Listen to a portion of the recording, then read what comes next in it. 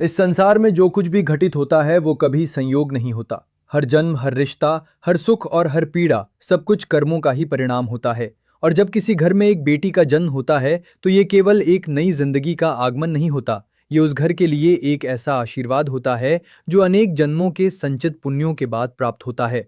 बेटी को लक्ष्मी का स्वरूप कहा जाता है। ये केवल परंपरा या शब्द नहीं है, बल्कि ये एक गहरा सत्य है। क्योंकि बेटी का जन्म तभी होता है जब आत्मा ने अपने पूर्व जन्मों में निस्वार्थ कर्म किए हों, जब किसी ने बिना किसी अपेक्षा के दान किया हो, जब किसी ने भूखे को भोजन दिया हो, जब किसी ने दुखी के आंसू पोंछे हों और जब किसी ने स्त्री का सच्चे मन से सम्मान किया हो।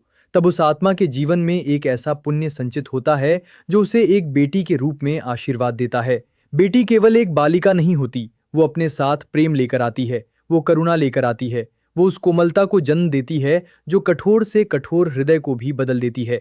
जिस घर में बेटी होती है वहां त्याग होता है, वहां अपनापन होता है, वहां हर दिन एक नई मुस्कान जन्म लेती है। क्योंकि वो घर केवल एक निवास नहीं रहता, वो एक जीवंत भावना बन जाता है। पर हर आशीर्वाद के साथ एक परीक्षा भी जुड़ी होती है। बेटी का जन्म केवल सौभाग्य का संकेत नहीं है, ये एक जिम्मेदारी भी है। ये देखने का एक माध्यम है कि क्या उस घर में उस आशीर्वाद को संभालने की क्षमता है। क्या वहां उसे सम्मान मिलेगा? क्या वहां उसे समझा जाएगा? क्या वहां उसे उड़ने की स्वतंत्रता मिलेगी? यदि ऐसा होता है तो वो पुण्य और बढ़ता है, और यदि ऐसा नहीं होता तो वही पुण्य धीरे धीरे क्षीण होने लगता है। कई लोग इस सत्य को समझ नहीं पाते। वे बेटी को एक बोझ मान लेते हैं, वे उसके अस्तित्व को कम आंकते हैं, पर वे ये नहीं जानते कि वे अपने ही सौभाग्य को ठुकरा रहे होते हैं। क्योंकि बेटी वो शक्ति है जो एक घर को जोड़ती है, वो आत्मा है जो रिश्तों में जीवन भर देती है, वो भविष्य की जननी है और वही एक परिवार की सच्ची पहचान बनती है। एक और गहरा सत्य है, जिस घर में बेटी के आंसू बहते हैं वहां सुख अधिक समय तक नहीं टिकता, वहां समृद्धि भी धीरे धीरे दूर होने लगती है। और जिस घर में बेटी हंसती है,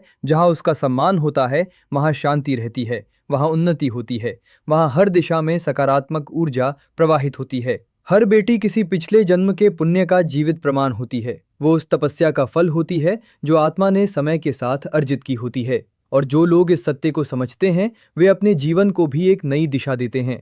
वे अपने कर्मों को और शुद्ध बनाते हैं और अपने भविष्य को उज्जवल करते हैं।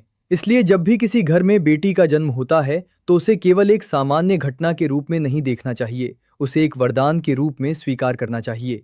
एक ऐसे उपहार के रूप में जो हर किसी को प्राप्त नहीं होता, क्योंकि ये वही सौभाग्य है जिसे पाने के लिए आत्मा को कई जन्मों तक पुण्य कमाने पड़ते हैं। और जहां नारी का सम्मान होता है वहां दिव्यता स्वयं प्रकट होती है, वहां हर पल में शांति होती है, हर संबंध में सच्चाई होती है और हर जीवन में एक अनमोल संतुलन होता है।